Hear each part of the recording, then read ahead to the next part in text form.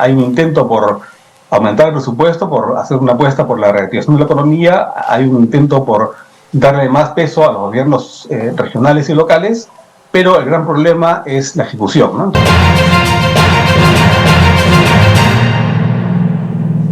El Pleno del Congreso de la República aprobó la ley de presupuesto para el año 2024.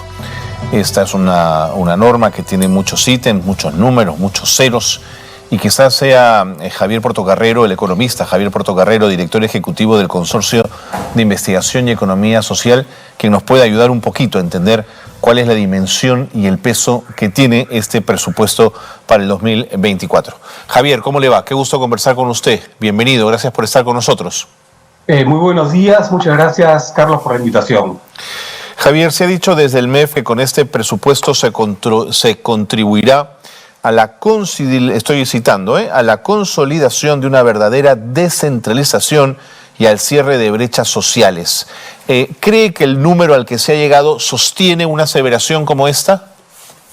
Bueno, yo creo que el presupuesto es bastante grande, digamos, y lo primero que hay que hacer es situar un poco esto en el contexto, ¿no? Entonces, el contexto económico peruano es un contexto en el cual estamos, como el ministro de Economía ha mencionado, en una recesión. De hecho, el primer trimestre, el PBI en el Perú cayó en 0.4%, el segundo trimestre cayó en 0.5% y el tercer trimestre cayó en 1%, ¿no? O sea, que se ve una tendencia a que la recesión, digamos, se consolide, se amplifique. Y frente a esto, digamos, la aprobación del presupuesto, entre otras medidas que ha dado el gobierno, es una medida para combatir esta situación, ¿no? Por ejemplo, el presupuesto actual asciende a 240.800 millones de soles, ¿no? Y eso supone un incremento del 12% frente al presupuesto del 2023. No estamos hablando del presupuesto inicial de apertura, porque a lo largo del año se va modificando, claro, ¿no? Pero del de apertura, que es el que se aprueba en esta época del año, el de este año es 12% más alto que el del 2023, ¿no? Y a su vez el del 2023 fue 9% más alto que el del 2022. Pero la diferencia es que en el 2022 la inflación fue 8.6%, o sea, casi 9%. Claro.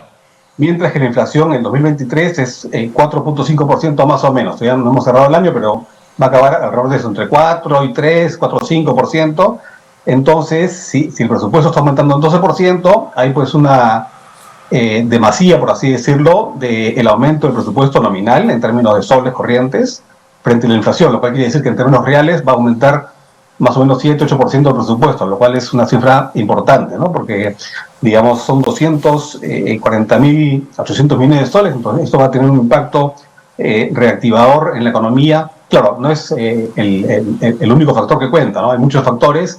Y la recesión que estamos viendo actualmente es sobre todo por una falta de confianza, digamos, que se generó durante el gobierno anterior, durante el gobierno de Castillo, que fue, pues, como sabemos todos, un desastre, ¿no? Que propició una caída muy fuerte de la inversión privada y una fuga enorme de capitales, ¿no? Se calcula que con Castillo se fugaron al exterior más de 20.000 millones de dólares, ¿no? Casi un 10% del PBI.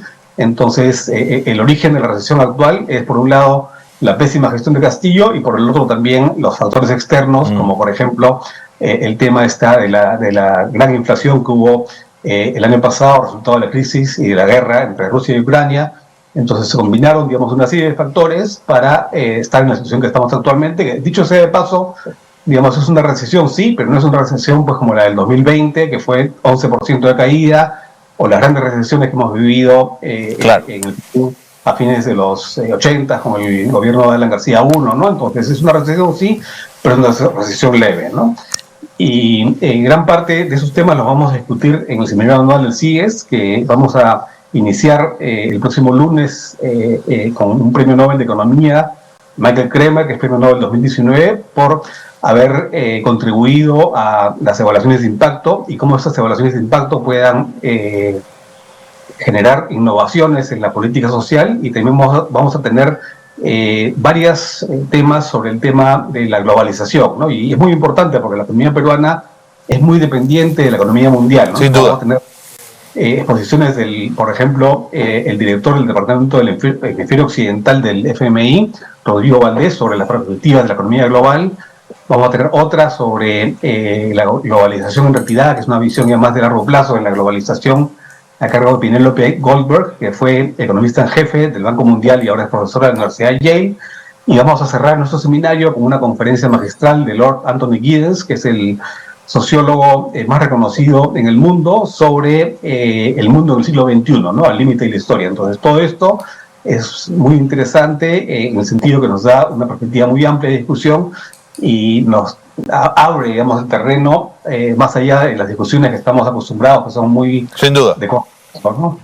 Ahora, Javier, para...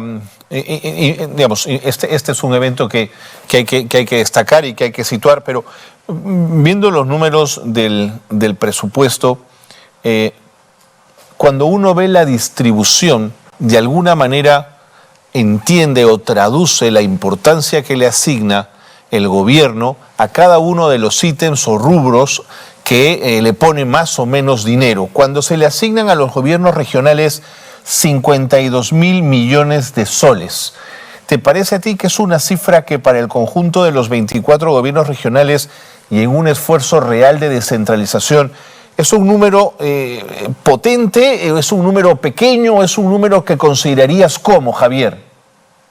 Bueno, yo lo consideraría como un número grande, ¿no? Sobre todo en materia de inversión pública, ¿no? Más o menos 2/3 de la inversión pública está en manos de los gobiernos regionales y las municipalidades.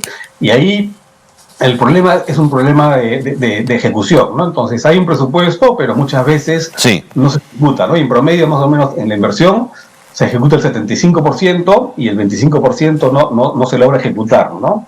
Y, por ejemplo, comparando el presupuesto del 2023 con relación al 2024, al futuro presupuesto del próximo año, notamos que hay un incremento del 34% en el 2023 a 36% en el 2024 en cuanto a la participación de los gobiernos subnacionales, ¿no? Entonces, si hay un incremento, hay recursos, tampoco no es que haya demasiados recursos, porque, digamos, el Perú tiene un problema de baja recaudación tributaria, ¿no? Pero aún así, digamos, hay un intento por aumentar el presupuesto, por hacer una apuesta por la reactivación de la economía, hay un intento por darle más peso a los gobiernos regionales y locales, pero el gran problema es la ejecución, ¿no? Entonces, en la ejecución hay fuertes problemas y lo principal es, yo diría, dos cosas, ¿no? Por un lado, la falta de capacidad de ejecución en muchos gobiernos locales y regionales, y por el otro lado, digamos, la rigidez de muchas normas públicas que hacen que los gobiernos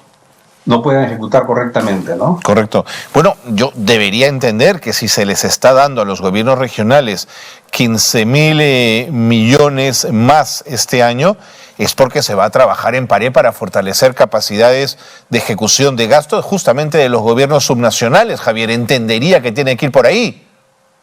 Yo también pienso lo mismo, Carlos, y la ventaja de ahora, hemos hecho del 2024 frente al 2023, es que ya los gobiernos regionales y locales ya van a tener un poco más de experiencia, ¿no? Es verdad. Entonces ellos recién fueron electos a fines del año pasado, y en ese contexto, por ejemplo, en el primer trimestre de este año hubo una caída en la inversión pública de los gobiernos subnacionales de 18.4% en el primer trimestre, ¿no? El gobierno nacional incrementó 30% su inversión, pero los gobiernos subnacionales cayeron en 18.4%, ¿no? Entonces, esto es un indicador de que siempre que hay estos cambios, hay una caída muy fuerte, sobre todo en el primer trimestre del inicio de la gestión de los gobiernos subnacionales, donde pues ellos recién se están acomodando a los cargos, y además tenemos la pésima costumbre en nuestro país de que cuando viene un nuevo presidente o alcalde, un nuevo gobernador o alcalde, tiene la tendencia de creer que él es Adán, ¿no? De refundar todo desde cero y, digamos, liquida a todos los funcionarios de la administración anterior y quiere hacer todo nuevo, ¿no? Incluso también paraliza muchas obras. Entonces, esta es una pésima costumbre que realmente debemos erradicar en nuestro país, ¿no? Correcto. La prioridad ha estado puesta en salud, en educación, en seguridad ciudadana, en prevención de desastres naturales y en agua y saneamiento. Mirado como prioridades, me parece que es interesante cómo está planteado. Si vemos el tema de inseguridad ciudadana y ponemos una lupa sobre esos 5.254 millones, en el desagregado hay un ítem que me parece potente, Javier, 1.118 millones para comisarías, para mantenimiento de comisarías. La situación de la lucha contra la inseguridad ciudadana no se puede dar en el marco de un policía, primero, mal pagado, pero además con poca capacidad para realizar su trabajo. Exactamente, Carlos. Y digamos, lo que uno ve también muchas veces es de que se invierte y se inaugura la obra, llámese comisaría, posta médica o escuela o aulas en una escuela, y después, digamos, no se le da el mantenimiento y no hay una partida para operación y mantenimiento que es básica, ¿no? Porque siempre, digamos, antes de construir cosas nuevas, claro, hay que asegurarse que se mantengan las cosas ya hechas. Así es. ¿No? Y eso en el Perú no se cumple, ¿no? Pero regresando a tu comentario, sí, efectivamente, en seguridad ciudadana hay un aumento global del presupuesto del 2024 del orden de 13%, o sea, es un poco más alto que el promedio del presupuesto en seguridad ciudadana, ¿no? Y eso creo que es una buena noticia, pero nuevamente el tema es, como suele suceder, la capacidad de ejecución. Seguro, no están los recursos y hay que asegurar ahora que se ejecuten, ¿no? Javier, una última pregunta para no quitarte más tiempo y porque el tiempo además nos gana aquí en estudios. 46.000, doy cifra redonda, 46.000 millones para educación.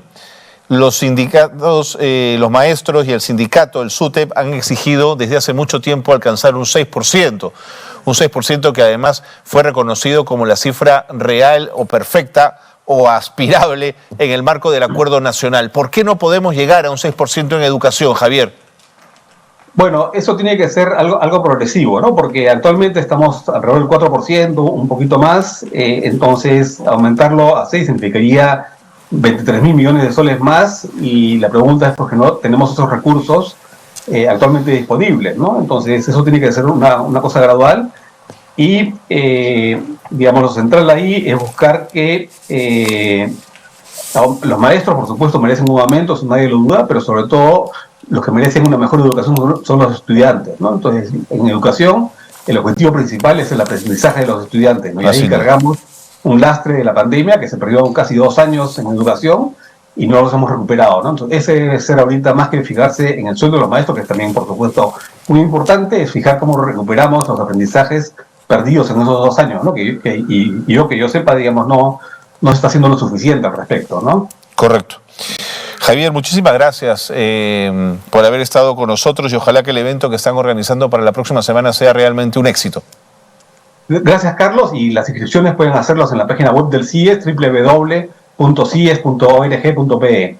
Todos son bienvenidos. Muchas gracias.